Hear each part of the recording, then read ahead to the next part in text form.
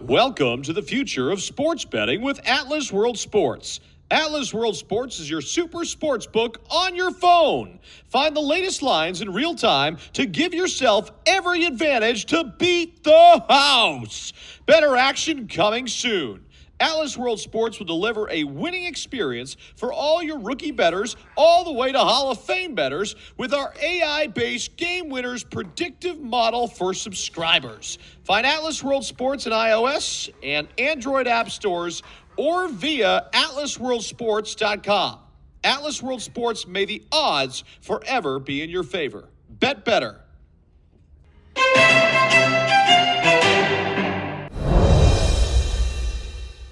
All right, so here we are. We're at the Ripper Magoo podcast. This is kind of a different sort of podcast here. I think, as many of you know, over the course, I think, of the last 4 weeks, I seem to have maybe lost my mind on the internet. I checked my story views when that was happening, and at least the numbers were good, but I think people like to watch a car crash, and when you're driving by a car crash and you don't want to look, but you just have to look. And so I think that's why the numbers were so high. Chad Carlson. Is that correct? Chad Carlson. Chad Carlson from Hope by the Sea.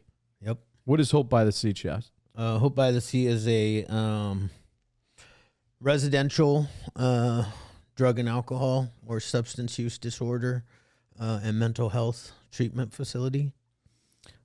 I felt like, when I come in here, which was cool, is you guys have the options of, well, first and foremost, I want to get to this because this is what I'm curious about. Do you follow me actively on social media? I do, yes. Do you follow everything that I pretty much do on stories and whatnot? Yeah, if I'm not following it, I'm getting updates from my wife. Your wife? The reason why I know you is because of my wife. Okay, that should be a little concerning. I'm just kidding. I promise I'm not doing anything. I promise. Yeah. But no, so when because the first people to kind of, there was a lot of people that reached out, but you guys were kind of the first ones to reach out to me and say, hey, look, I think this is becoming an issue and you need to get in here because your behavior, not only on social media, we can tell some shit's going on. Shane, who your partner is, was actually the one who reached out. And I'm curious why you guys reached out is what I'm curious about. Is why Shane and you reached out. Well, we just didn't want to see you, in a train wreck. You were heading that way, heading in that direction, and we just wanted to intervene and try to get you help before it got too bad.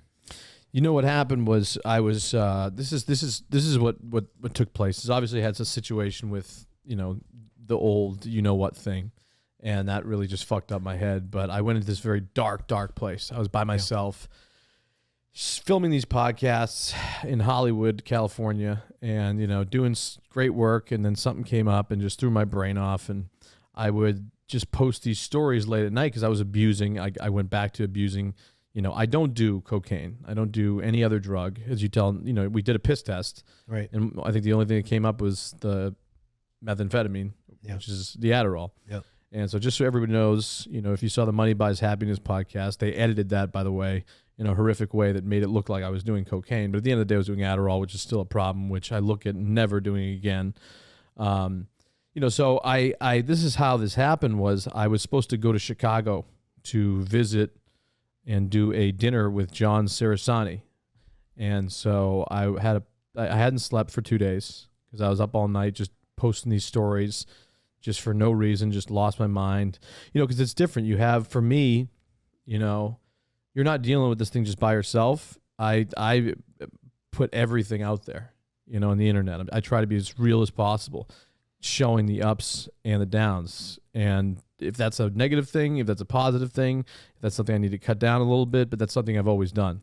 And that was the lowest point in my life. So I go to the airport and, sometimes when I go places, I forget that, how many people actually see and witness what I put out there. And so I walk into the airport getting ready to board this flight to Chicago, and I end up just having because people were coming up to me being like, hey, Bob, can I have a picture? Hey, are you doing all right? Blah, blah. And my head was just like, already spinning, and it was so much fucking just pressure and whatnot. So I said, fuck this. I made a commitment to go to a dinner, and I feel awful about it, but I had to leave, and, I had to come somewhere. And that's when Shane reached out at the perfect time, which was like a little miracle, and got me and offered to get me an Uber and said, get the fuck here ASAP. So I want to thank you and Shane for that. Absolutely. I do wish, though, I want to say one thing. The Uber that was sent was a 90-year-old man. Okay? Now, I'm in my lowest point ever, Chad. I'm at my lowest point ever. 90 years old. He's driving 50 miles per hour. I'm having massive panic attacks on the way here. Literally, like, just withdrawing or whatever from this thing, coming up here trying to get help. And I'm having him pull over every fucking 20 minutes because I think I'm, like, dying because I hadn't slept. I hadn't blah, blah, blah. And I know Poor guy. Huh? Poor guy. He was a fucking trooper, dude. He had a mask on fully. I'm like sitting there coughing. It was a really fucking scary moment. Yeah. And so basically, I came up to this treatment center, and you guys have been like fantastic thus far. You guys have, really given me, because let me ask you this: a lot of these times people come to these places, and you're with a lot of other people normally, right? Right. Yeah. You're with. So if I'm a patient that checks in here, Well, typically you'll be with five other people, plus there'll be staff and counselors and therapists all in the same house with you. and the reason why you put people in the same house is because it's There's peer support. People going through the same stuff at the same time it's really helpful in their recovery journey.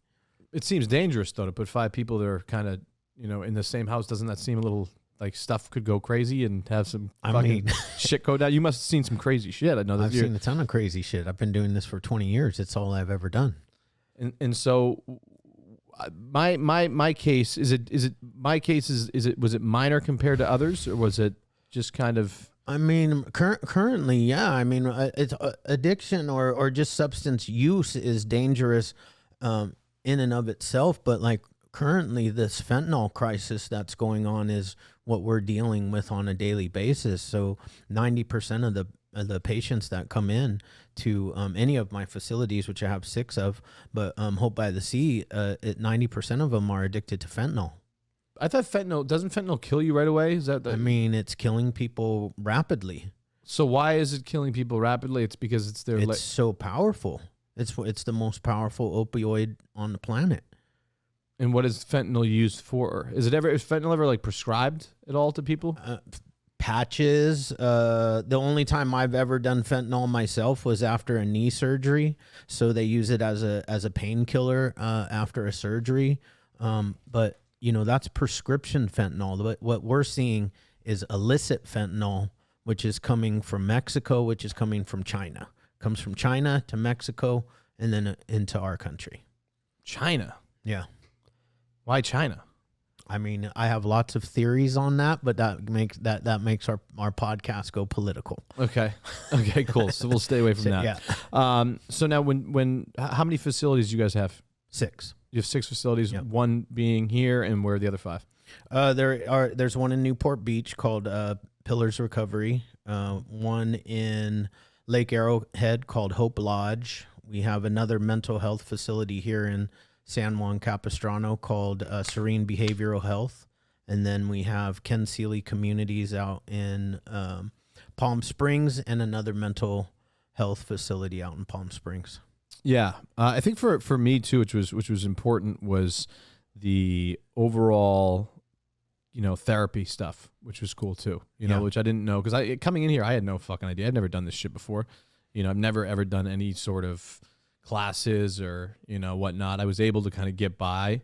It was never really a real issue, but the past month was just a lot, and I just fucking went. I mean, do you know what what I was doing? I was in a house by myself. I was drinking, bro. I was drinking nonstop for 3 days straight, not sleeping, Right. and just taking these things. I mean, I was really, really, really hurt by a lot of things that happened. We had, by the way, outside of everybody just call me a pussy and whatnot about a relationship thing, we had a lot of traumatic stuff occur in that relationship that I'm not talking about. That was a lot deeper than that, and other stuff like that. So I was dealing with a lot of different shit.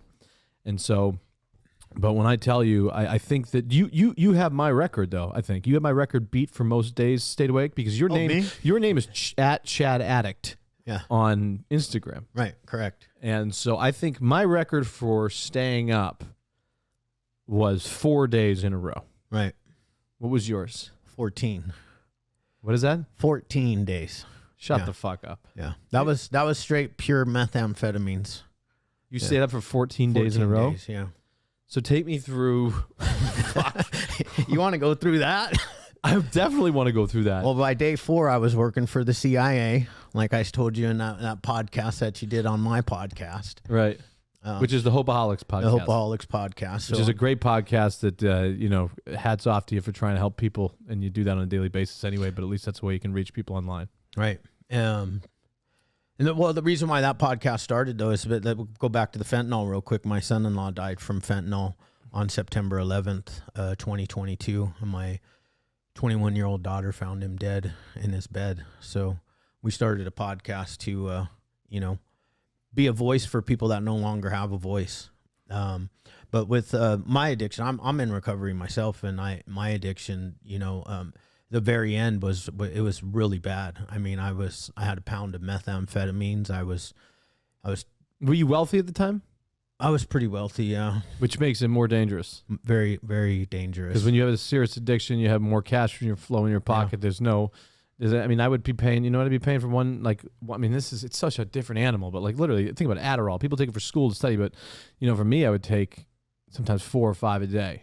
Right. Which is a lot of shit. And I would just be like, yeah, here's $500. Just bring it to me, whatever the fuck it takes. Yeah. So when you have the means to be able to do it, it makes it a lot more dangerous. It's a lot more dangerous. So 14 days awake.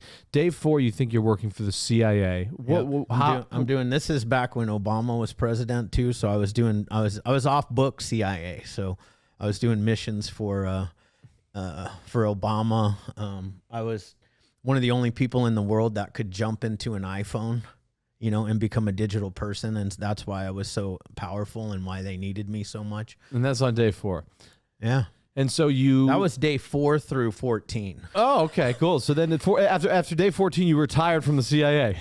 After day 14, when the bail agents finally kicked in my door, well, because on day 13, I was supposed to go to court. Day 12, I had done telepathy because I could do telepathy at that point as well. So you could read my mind. I could put things into your mind too, and then we could communicate back and forth.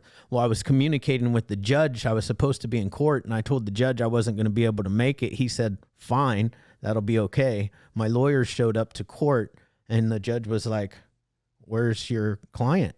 And they were like, I don't know. So they texted me, and I said, well, he and I had a discussion. Holy fucking shit. And he said it'd be fine if I didn't show up. So they said that to the judge, and the judge was like, well, I never talked to him.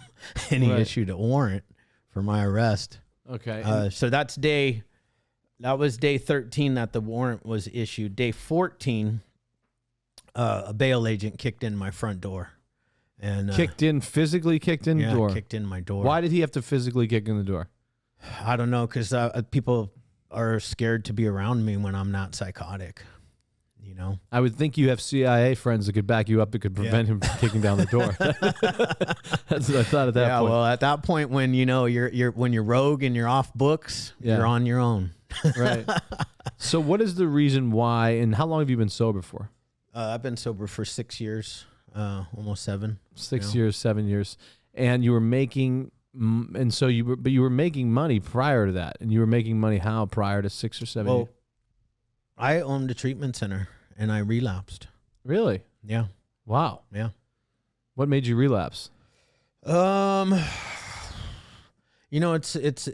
difficult to really pinpoint, but it's a series of events of things that I was doing that didn't make me feel good about myself.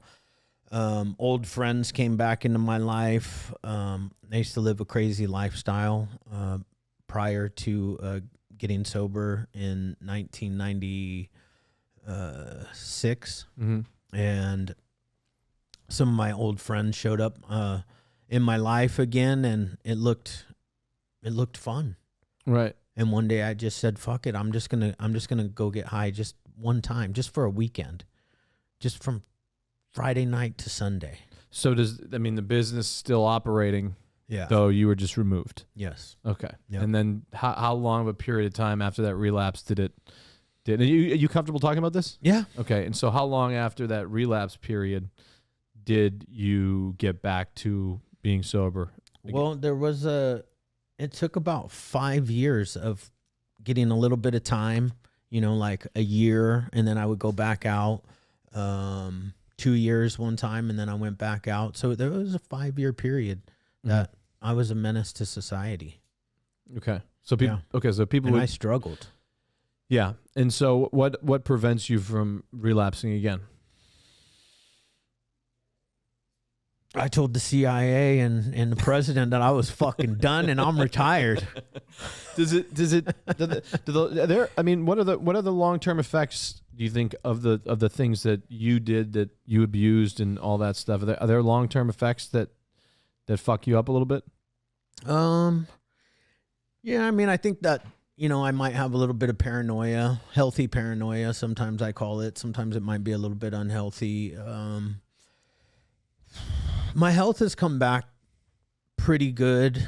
Yeah, by the way, I get my blood work back today. I'm fucking freaking the fuck out. Yeah, so, oh God, last time I did my blood work, I was freaking the fuck out too. Yeah, I'm so fucking nervous. Because I was like feeling all this shit going on in my body. Oh my God. It came back good, so. It came back okay? Yeah. I think that, there's it definitely it takes time, man, when you're doing that kind of damage to your brain, and putting those high doses of, methamphetamines or any drug poisons into your body. It took a good 2 years before my brain started functioning at a high capacity again. Oh, great. Wonderful. Great. 2 years. Nice. Great. I'm Bob Menery. I work for the CIA. Nice to meet you. Literally. Holy fuck. So I want to explain the process. How does one divulge that they work for the CIA? You were a really bad CIA agent, dude. Right. You were really, really bad, just so you know, all right? By the way, they're out to kill you now. They are. You know too much. So I want to take you through the process, because what you did me a favor with was and whether it be right or wrong and whatnot, is you kind of gave me a pretty good setup.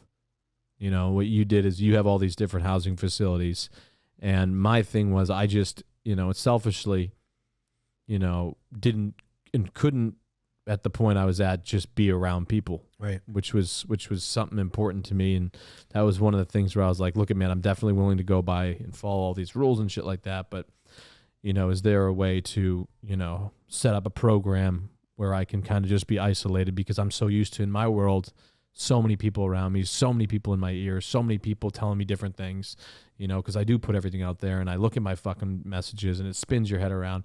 And so for me, it was really important not to have anybody around, and you guys were able to do that. And I really want to thank you for that, for that. And what the process is, guys, is you go in. Chad set me up in this beautiful, beautiful house, isolated. It's got a gate, so you can't really, they don't allow visitors to really come in and come and go. There's rules that are written down that you have to follow, which I am very, very, very upset about. Number 29. I want to know what number 29 is. Number 29 is no sexual relationships on the property. Ah, I see. Yeah. What is the reasoning behind you can't fuck anybody on the property, Chad? Not on the property, but why? I want to ask this question. Why? Wouldn't it make you feel better if you're in there for 14 days and you're a horny fucking dude like I am? Why the fuck can't I fuck anybody in here? Can't you just jack off or something? Yeah. You want me jacking off in your houses? I feel a little weird beating off in your house, to be honest with you. All right, I don't know who else has fucking been in there or anything like that. But what is the reasoning though? That's beyond my scope, man. Okay, that's beyond my. I'm not clinical. I'm an owner, so I let the clinical people write the clinical rules. But Well, I got to talk to those clinical people because I've been beaten off every fucking day and it's awful. You know what I mean? Yeah. You know what I mean? So you guys have been, you have all these different facilities and whatnot. You guys have probably seen some crazy ass stuff, and I know there's confidentiality behind everything and like that and whatnot. But there had to have been some cases of some people that come in here that are really, really, really, really sick. Correct? Oh yeah, for sure. I mean, and some people that withdraw. I mean, what, like for instance, what is a really bad case of somebody who comes in here? A really like the worst kind of case that comes in? I mean, currently it's fentanyl. You know, it's fentanyl, and it is 3 days of misery where you are, because fentanyl has such a short half-life.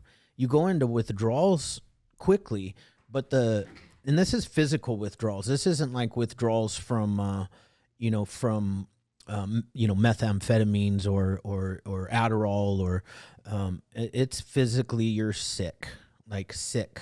Mm-hmm. And we can give you supporting medicine to get you from point A to point B, but it takes almost 72 hours before your COW score, which is the opioid score, is high enough for us to give you Suboxone or Subutex or a buprenorphine product to take the withdrawals away. So you have to kind of just naturally do it. Yeah. And then when you're naturally withdrawing from that horrific thing, fentanyl, what are the withdrawal symptoms?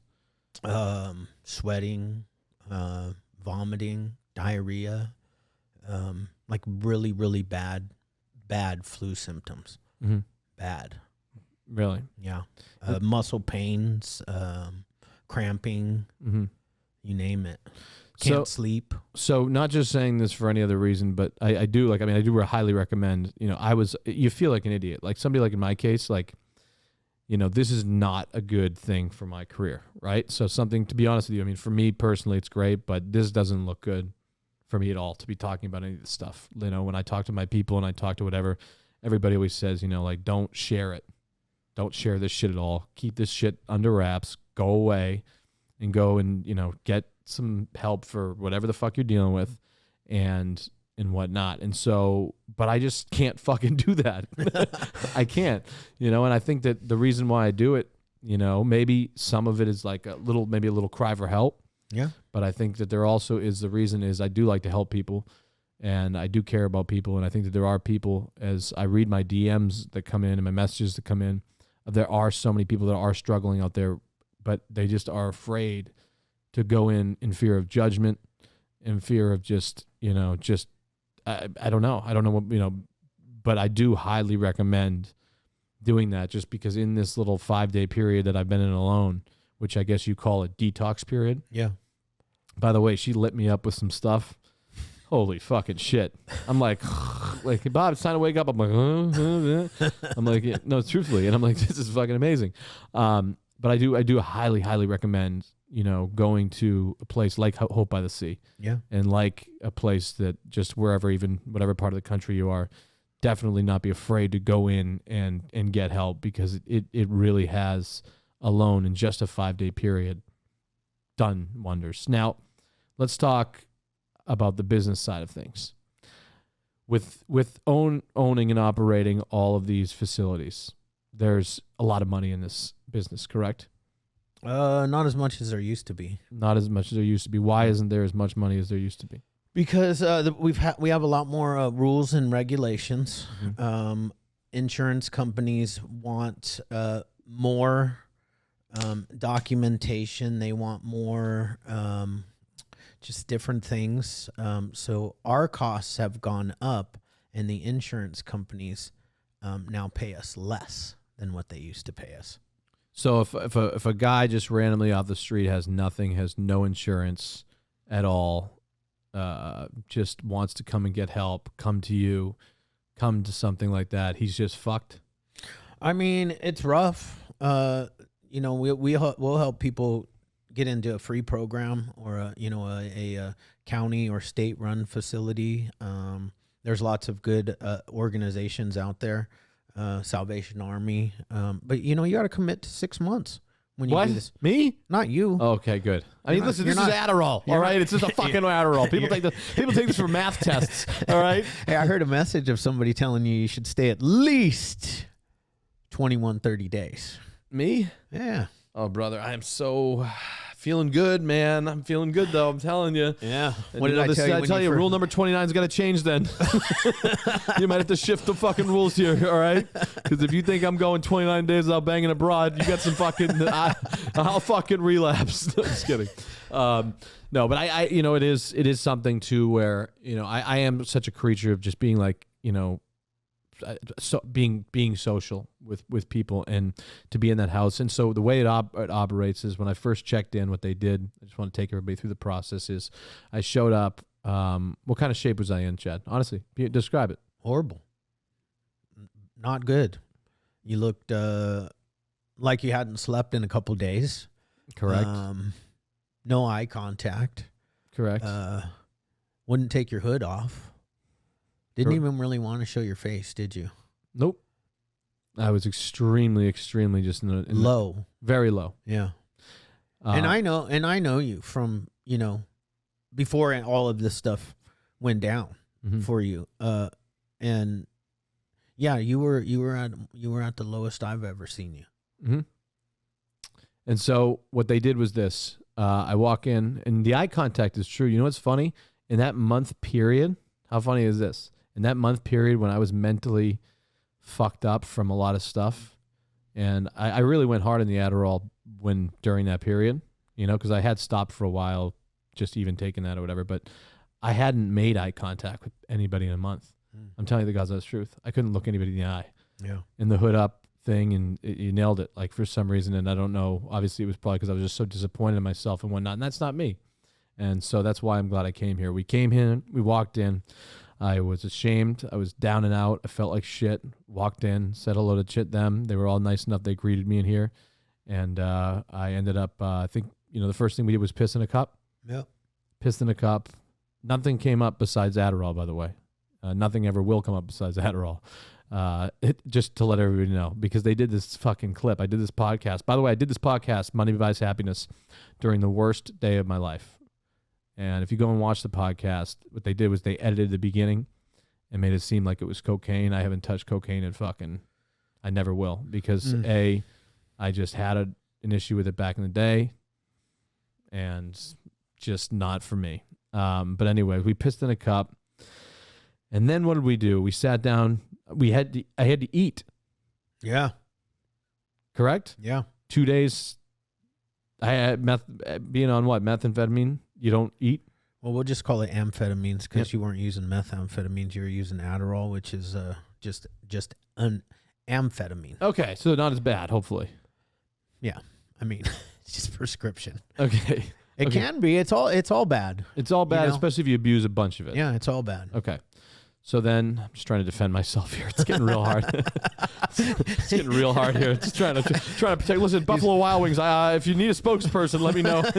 I swear to God, I'm changing. I think that ship has sailed.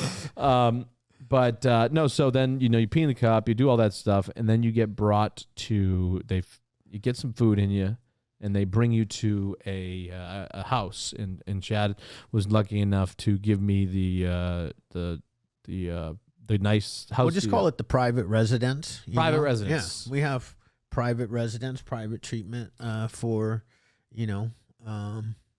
people. Mm-hmm. That's available. That is available. That's available. That's for people that want to do it by themselves without anybody else around. It's a little bit more expensive, but yeah, a little bit more expensive, which we'll figure that out hopefully. And couple. I'm like blowing Chad. Like, I hate my life. I hate it. I can assure you that that's not happening. That's not happening. No, don't worry about it. So then we go in there, and then we move in the house, and there's a doctor on standby pretty much 24/7. Yeah. Is that how it works? Yep. So and it's pretty good, because and Brooke was the lady who took care of me, and she's been so amazing. And she sees me going a little stir crazy, and she checks in. But I've spent a lot of time just upstairs in my room and just, self-reflecting on just who I was and, who I want to become. And then you can leave whenever. It's optional? Oh yeah. It's not lockdown. You can leave whenever you want to leave. When does it become lockdown? in the state of California when you're a danger to yourself or others. And then if somebody is a danger to themselves or others, what is you guys? What do you guys do if somebody's in a state? They check into your place? Well, if they are and they check into our place, we have to take them to the hospital and get them evaluated by a psychiatrist at the hospital to see if they truly are a danger to themselves or others. And then they go to what, 5150? 5150 if they are, yeah. And 5150 It's I'll tell you though, in the state of California, it is really hard to get somebody 5150'd. And what is 5150 though? It's a lockdown. You're either suicidal or homicidal. One of the two. And that's like white walls and shit? I am. I mean, I don't know. I've never been 5150'd. Have you, Michelangelo? Listen, if I get 5150 and I have to start doing podcasts out of 5150, I'm going to be real fucking nervous. I'll tell you that much. You know? So you've been doing this for so long. What's your end goal? Are there any other businesses that you're interested in doing? Or because your podcast is something that means a lot to you, I can tell you. Started your podcast up. And you've had some guests on. Is your podcast just strictly on people that have had issues? It is. The podcast is the Hopeaholics, so it's anything to do with hope. But a lot of people that come on have had addiction, substance abuse problems, mental health of some sort. But who hasn't suffered from some type of mental health? That's the thing. I think that everybody goes through shit, and and like. I think this was like the best thing that I've ever done for it, and I finally just took the steps, thanks to Shane and you, to be able to do that. I think that everybody goes through their struggles, and I mean, everybody's brain works differently. Yeah. But back to the podcast thing. So you guys have been doing it for how long? Like 100 days. About 100 days, like 60 episodes deep. Really? So you're just cranking them? Yeah. Man, oh man, I wish I could get on your schedule. Yeah. Fuck. My team Rumble's calling me like, Bob, you've done one podcast in 3 years. We need to talk. We need to talk. I'm like, I'm going through shit, man. But they don't want to hear your excuse. Yeah, right? My excuses, which happens too, because when you're, were you somebody who, when you were going through shit and you were doing all those drugs and whatnot, like you said, a pound of meth you purchased? Yeah. How much does a pound of meth go for? Well, I mean, it's actually cheap these days. I mean, I don't know what it goes for today. I can't tell you because I have no idea. But when I bought it for $2,500. 2,000. And what does meth even look like? I mean, is it like glass? It looks like shards of glass. What? Big shards of glass. Really? It's nasty. It makes me sick to my stomach to even think about what I used to do. Yeah, I don't want to like trigger you or anything. No, like no. That. I mean, it'd be great. Menery comes to the facility and Chad relapses. It's like after the Magoo podcast, Chad has relapsed and the facility is falling apart. Everybody relapsed. He's got 10 pounds of meth now. Yeah, exactly. No. After Menery had the private facility, now it's like, yeah. So it comes in like shards of glass, and it's, what do you break it up or something? Yeah, I mean, I'm an IV drug user, so I would stick it in water and put it in a syringe and stick it in my veins. Holy fuck. Yeah. And how long does it take into effect? Instantly. It's insanity. You don't ever want to do that. Yeah, no, I'm not going down that route. Don't worry. But then it just gets you like hooked. Really? Hooked. And like 3 days will go by and you won't even know what happened. And 3 days was like nothing. And you get paranoid and all that Paranoid, the TV talks to you. There's cameras everywhere in your house, See, I had to have cops are after you. The FBI can, morph into your parents. So I did. That's what happened to me that time. Then yeah, that's what happened to me that time back in the day when I was in the car and I had that flat tire and I was by the side of the road. Yeah, that's what I did. A guy that I thought back in the day when I had that coke problem. That's what happened. Was I snorted meth. I had to have, because I had the same thing. I thought people were chasing me. I still think it was real. I swear to God, to this day, I swear, I really do. I mean, the shit seems real. And can you have trauma from perceived trauma? I mean, possibly. Like the shit that I was doing, quote unquote, working for the CIA was gnarly shit. So take me. I mean, the CIA thing is just fucking fascinating. I can't get off of it. So, were you reporting to people like, "Hey, how you doing, Detective Agent Johnson here"? Agent Carlson. We would mostly talk through doors and stuff like that, so we never really saw each other's faces. What is the people around you doing when they see you doing this? Is this? I mean, I was locked in a house just by myself. That's the way people do it, right? They Yeah. just isolate. Yeah, I mean, I had my own home. I had money. I'd lock myself down. You know, the real sheriff showed up at my house numerous times, knocking on my door, and I would just ask them if they had a warrant, and if they said no, so I'd say get the fuck out. Mm-hmm. You know. In my case, with the when I was taking the Adderall stuff, it kind of upped all my vices. Like, if for some reason any vices I had, like, you know, like I don't gamble anymore. As you know, I don't fucking do, you know, certain things that I used to do anymore. You know, I eliminated a lot of bad habits. I do have an addictive personality, like a lot of people do. You know, I could openly admit that. But, you know, what I felt is it just upped all my vices. Did you feel the same way when you were on that stuff? I mean, it's so the guy that you're talking to, just like a normal guy, right? You're talking to me, you see a guy that, you know, just can be successful in life. Everything's gone. Everything's gone. I have no ability to work except for the CIA. Mm-hmm. Okay. Did a great job, by the way. I heard great things about you. I mean, dude, like, you know, the shit that I did in Afghanistan was insane. Yeah. I'm serious. I mean, when I say this stuff, this is the reality that was happening. Like, I was jumping through into my iPhone. I was digitally fucking going to Afghanistan and just taking out hundreds of Taliban. Hundreds of them. Well, good for you. Those are some bad people. So we applaud you for that. Yeah. And then I'd snap back out of my iPhone and come back to, you know, my house. So how does one not die for staying up for 14 days straight?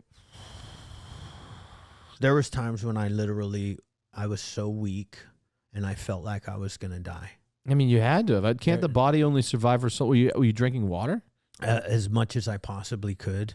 And at some point, it's like your brain is so fried from not having food and water in it. It was literally making me make food and telling myself that I was making drugs. Like, I was making pancakes because I was so hungry. But I thought I was making methamphetamine. But you were hungry? Because I was never hungry when I was taking my stuff. Oh yeah, no, I was just psychotic.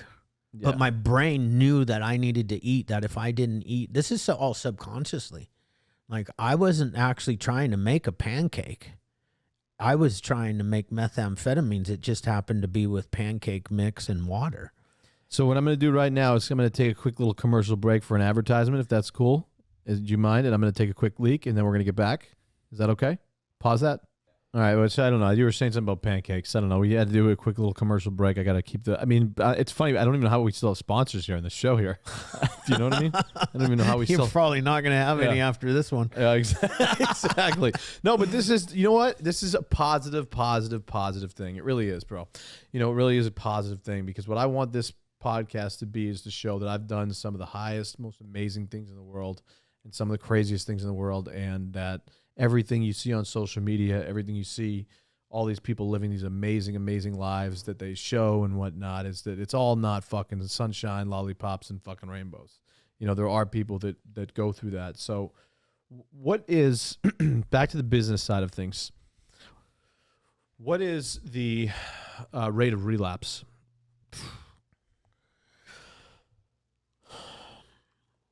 The rate of relapse is, and it goes like this. The longer you stay, the better your chances are.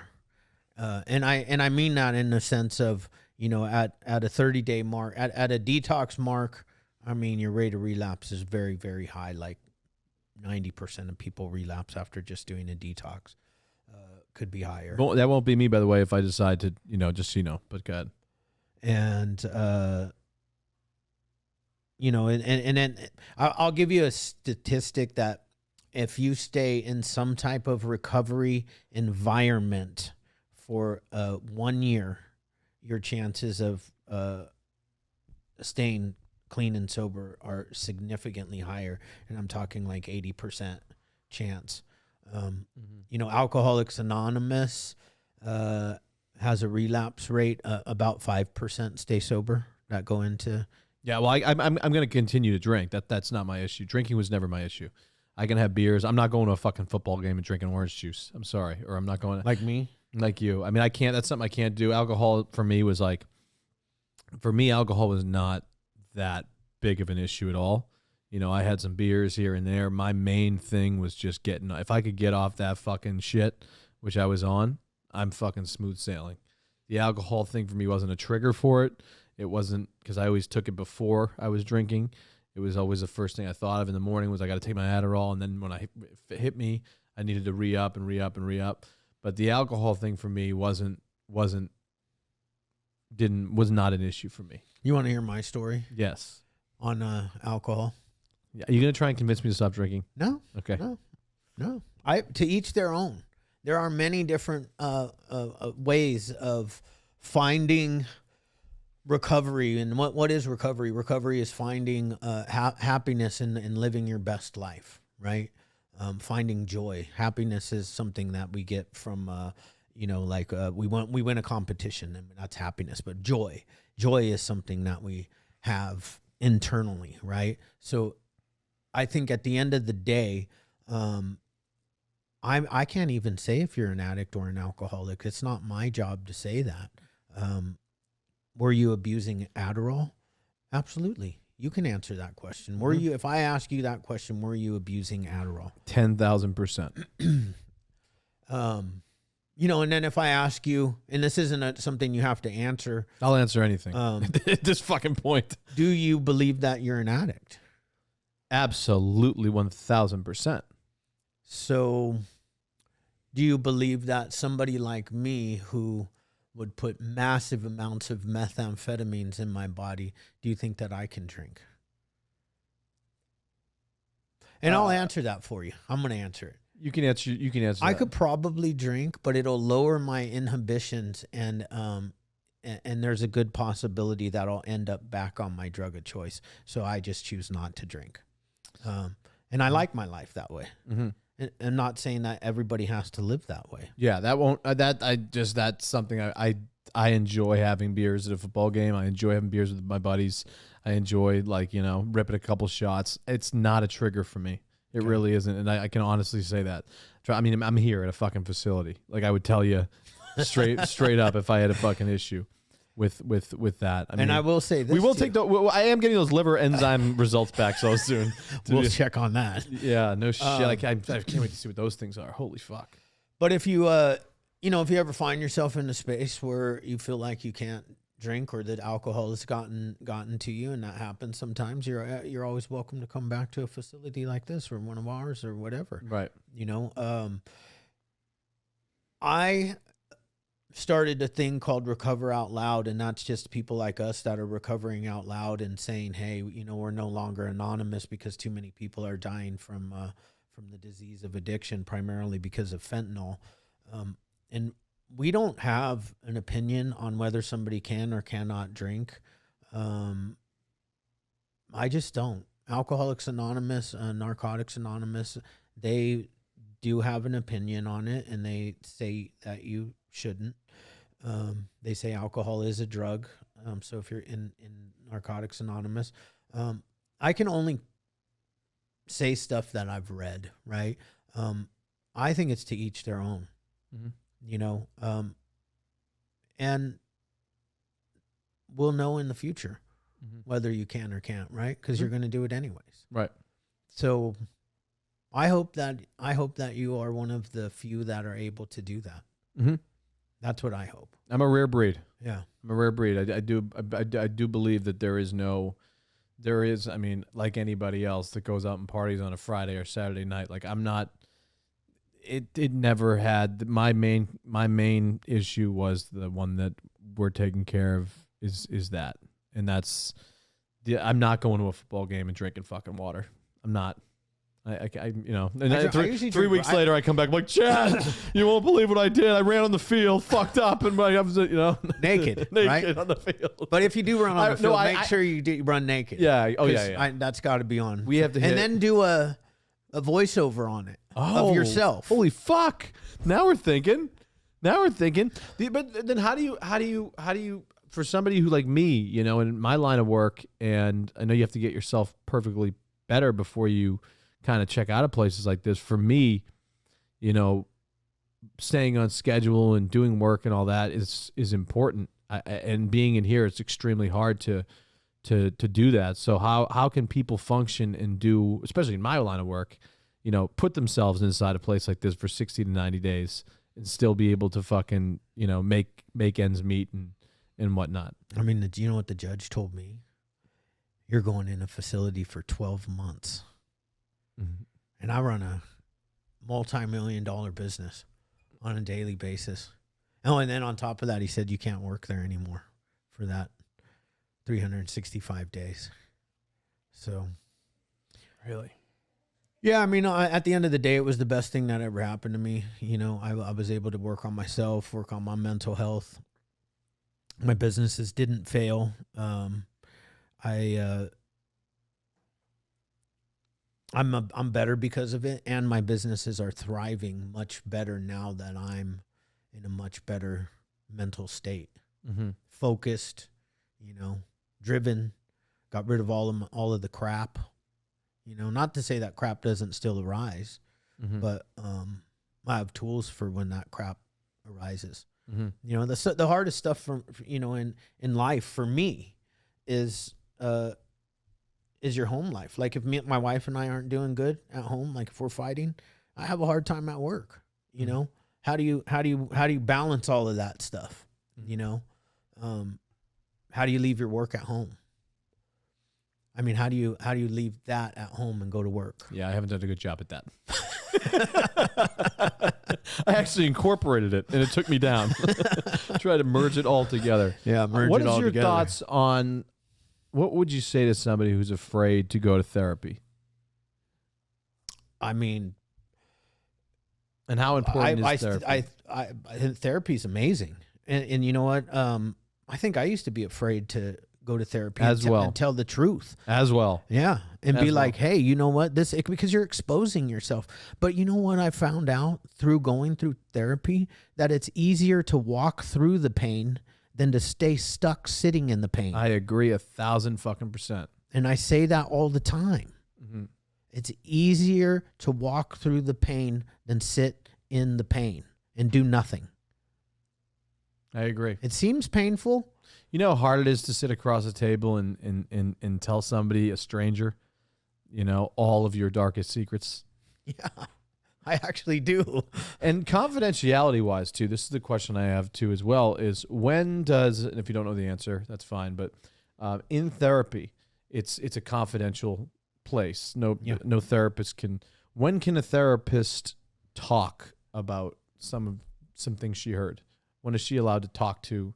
Never. What if she gets subpoenaed by a judge or something? Are there any certain times? That our lawyers go in and quash those subpoenas.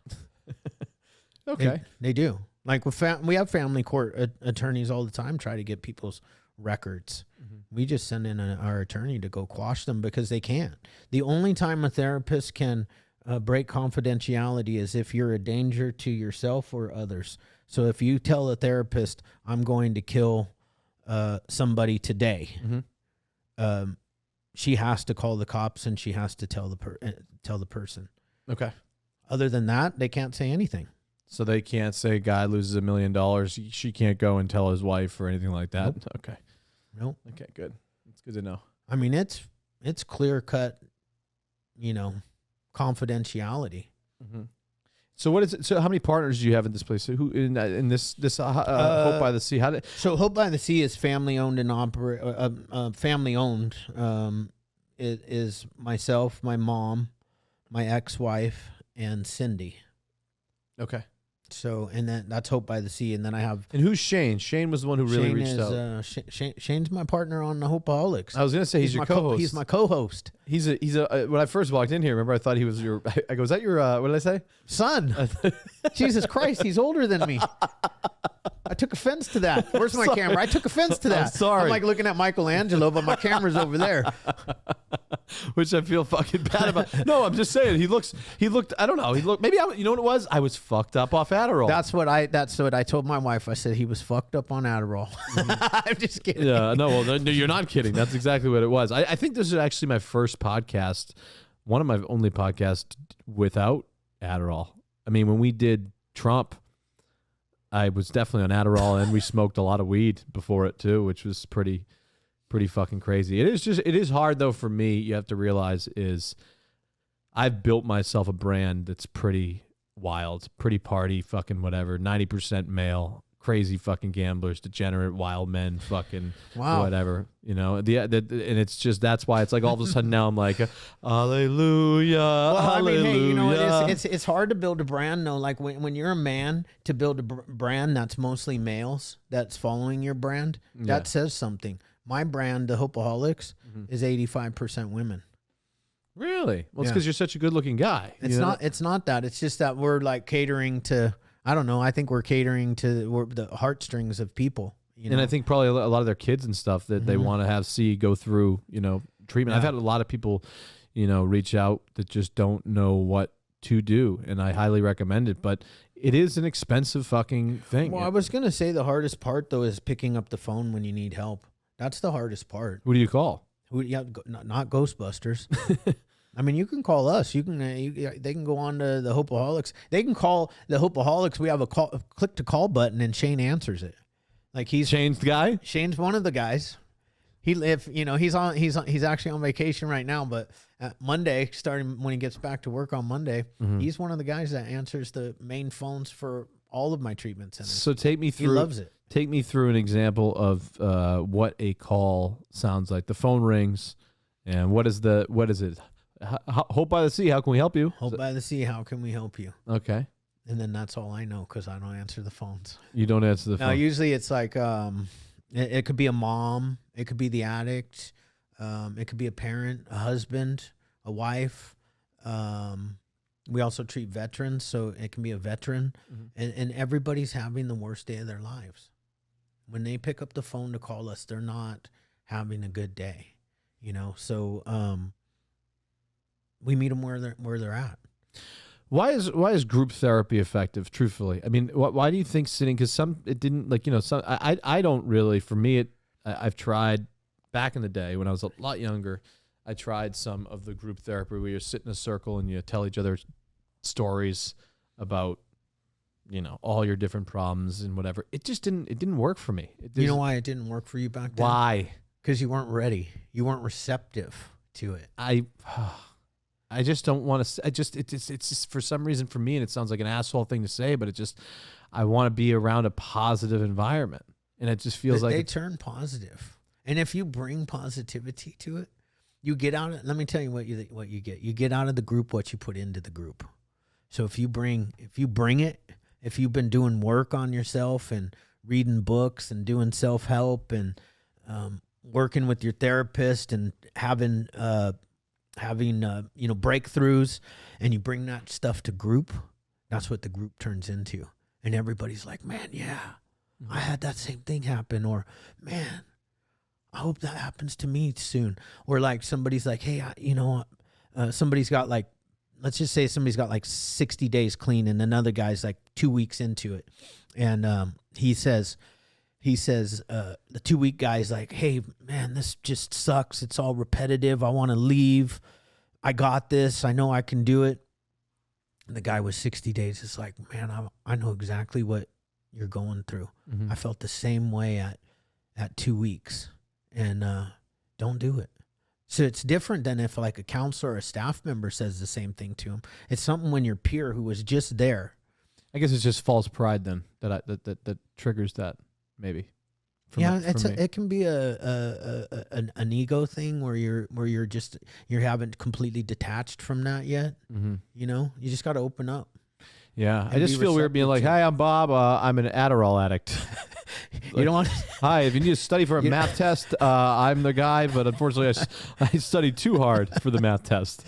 You know, but I do look forward to just obviously just never looking at this shit again and being here. But I am concerned because the therapist lady needed to.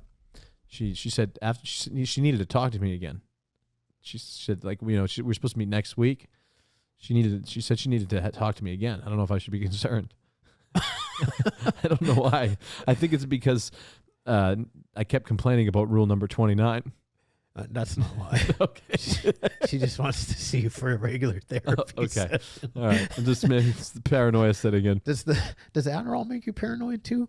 Yeah, it definitely does. I think it does. Yeah, if you take it on a surplus amount, I think it has to. Yeah. Because there was one time where I took a bunch of it. It was up for a few days, and look at the end of the day, during my relationship with Nelk and all that and stuff like that, I wasn't crazy with it. I wasn't I was just all business, and that's something that, I put in really good work, and I wasn't like a fucking nutbag, like whatever. Like I did great work there. With my relationship recently, there were times where I would stay up a little bit late and work, and that was definitely a problem in our relationship, and whatnot. But at the end of the day, this I keep reminding myself, but this past month has been the hardest month for me, as you can tell. And so, I mean, when you were following my social posts, were you like, there's something going on here? Yeah. I mean, even actually from day one when I met you, I was like, well, he's staying up really late, so that there's something. But what I saw was a lot of pain. I see pain, and I see that you are using something to mask that pain. That's what I saw. That's what because I felt, well, that's the thing it did for me too, was when I took that, I would turn into Detective Johnson. I would fucking just hyper focus on just finding out things that I didn't know. And have you ever thought about this though? It's okay to not know everything. Mm-hmm. Like you don't. There's no pain in not knowing. Like knowing doesn't make anything better. Yeah, I guess I thought it would be a form of closure, but I don't think it really matters. It doesn't matter, right? Because I think there's a lot of times where people get, they get broken by something or somebody and whatnot, and I think there's a lot of people who just want to know and know and know and know everything, because they just feel like they were fucking, taken advantage of. And I live by such a pact of loyalty, or try to. Loyalty is very important to me, and respect is very important to me. And, over the past year, had some problems with that. And so that really I think that was the reason why I was so, fucked up and affected by all of it. But so a detox period lasts how long? Am I completely detoxed yet? I mean, is that I don't know. I don't know the answer to that. I would actually have to ask the doctor on that. Mm-hmm. I would say pretty close. Okay.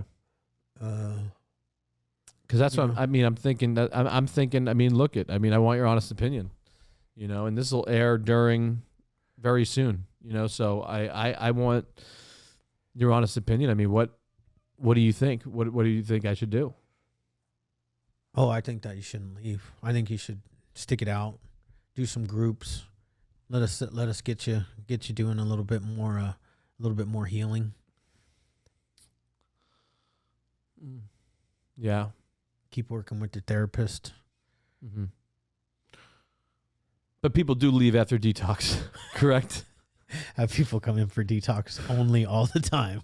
They do come. All right, Yeah, so there are people that just come in for the detox period. Yeah, they do. Okay. So I wouldn't feel like such an asshole if we did depart after detox. As it's like I leave and it's like dun dun dun dun dun, dun right back again. Dun dun dun. No. I mean, look, if that happens, it doesn't. See, it's not a black eye on me. Some facilities might be like, "Hey, why'd you let them leave?" Or it's like you're welcome to leave anytime you want. I would encourage you to stay. Stay one more day. Yeah, have you? One of my favorite I can't. Motivational speakers. I think it's Ed. Milet? Yeah. Oh, I gotta set you up with Ed. He says the power of one more day, Bob. If I do one more fucking day, that fucking house podcast. with staring at the. Wait.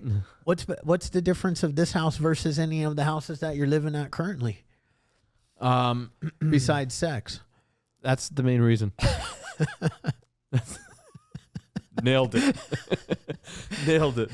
No, that is a major factor, dude. I can't fucking lie to you, dude. There's really not much except I think that I have more means to be able to, keep working on my business with the right people around me. you know, and I think that I hit a spot where I just never want to go back to again. And I think that, you know, yeah, the sex thing is big. It's big. I can go weeks without sex. Huh? Can you? Yeah. Do you have a sex addiction place here too, as well? Yeah, your therapist can work on that with you. Oh, man, what does she do? How did I wonder how, I would love to actually to take just for even for fun a sex addiction. I mean, I don't have a sex. By the way, I don't have a sex addiction. Okay, I'm just saying this, but I'm saying I wonder what that's. You know, I just have to. Are you saying you want to go to like a meeting? I'm saying I want some bitches over the house. I'm saying I need some bitches over the house, and I'll stay for fucking 300 days. All right, I'm moving for life. I'm a lifer. All right, but oh man. So how long have we been running for? We're at 1 hour. 1 hour Already? I'm fun to talk to. Holy shit! 1 fucking hour we've been talking to. Wow, that's incredible. So, I want to say that this episode has been something, and I want to thank you and Shane. I want to thank Hope by the Sea, and you know, I don't want this to ever seem like it's like an advertisement or a fucking anything like that, because it's not. Because it's somebody who, matter of fact, what I want to read to you guys real quick is the text that I got from you guys, which was very important thing. I just defined it in my 10,000 fucking messages here. Please hold everybody as we are waiting for this. I know this is okay. Basically, I will find this soon, but it's a great text. We can edit this out a little bit. Hold on. Sorry, guys. Mark that. Mark that is what they call it, right? Yeah. Oh, yeah, we don't have the headphones on. Yeah. Man. Okay, are you comfortable there? Basically, it was, I will find it. You know what? Maybe I'll post it on a, basically, I'll post it somewhere. It was a great text that I do want to share at some point from you guys, and it really got me to come here, and I feel a lot better, you know, just off the detox and whatnot, and the therapy that was set up, and I can't thank you guys enough for just whatever I decide to do, whether I decide to stay for fucking a month, whether I decide to stay for one more day, whether I decide to stay for whatever. You guys should do a poll. The poll? You should do a poll on your story. Let the people decide for you. You know what? Actually, you can tell I'm changing a little bit because I haven't posted shit. It's only been 2 days, but I haven't posted anything really. That detox from the social media stuff. Yeah. The detox of the social media stuff.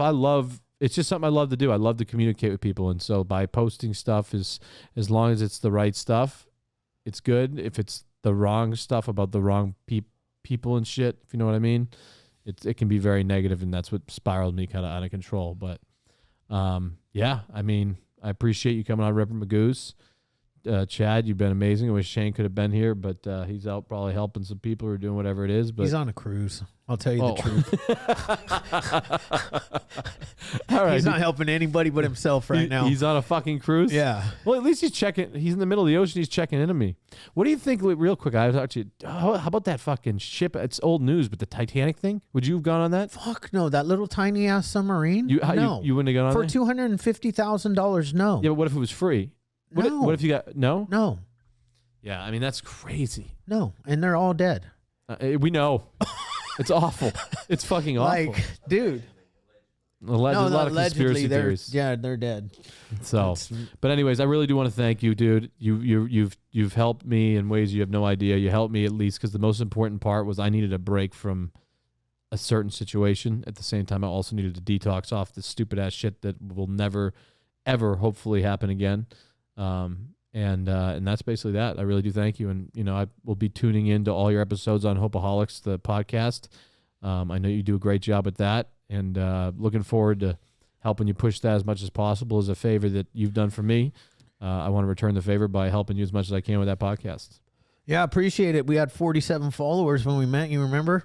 Yeah, you did. And you growing up a little bit? 46, I think you posted. Right. 46. And why should people listen to Hopeaholics podcast? Because we're badass. All right. I mean, we really are. Shane and I are good people. We have a mission. We're not going to stop until 300 million people have heard our voice and they know that we're out fighting for change. Get rid of this fentanyl off the streets, and and that people can get help and live amazing lives. Mm-hmm. Like, I'm a fucking drug addict. I bottom of the barrel drug addict, and I've created a life beyond my wildest dreams. Multi-millionaire drug addict. Yeah. I mean, but I wasn't. I was, when I got clean and sober in 1996, I was broke. I was in debt. I didn't have a car. I didn't have a job. How old I were you in never had a 96? job. 22. Okay. 22 years old. And from that, I've built this life, and it's because of, guys that do positive motivational speaking, man. I listen to that stuff constantly. I only fill my brain with positive stuff and books on leadership. That's it. Oh, a little gangster rap every once in a while. Really? Don't even get me going on that. I love that. Yeah. I mean, I got, did I ever put you into any songs? Did I ever get you into anything with my music, or no? You like different kinds of rap? Yeah. I like gangster rap. It's got to be gangster rap though. Hard? Yeah. Hard. Same, man. I'm the same fucking and way. it can't be like this new stuff where they're talking about doing drugs. The gangster rap that I listened to, they were selling drugs. Yeah. The raw shit. Yeah, they weren't doing drugs. Yeah, now it can all be used in court, can't it? Lyrics and all that now? I don't know. I also like Eminem too, though. So where's he gone? He's gone. Where is he? Disappeared. Man. Well, anyways, this was a great talk, brother. I really, really appreciate it. You're the man. Hopeaholics podcast. Tune in. Hope by the Sea. Done wonders for me. A little rhyme there. Yeah. Appreciate your time, Chad. And Shane, thank you for reaching out, man. Done wonders. Thank you.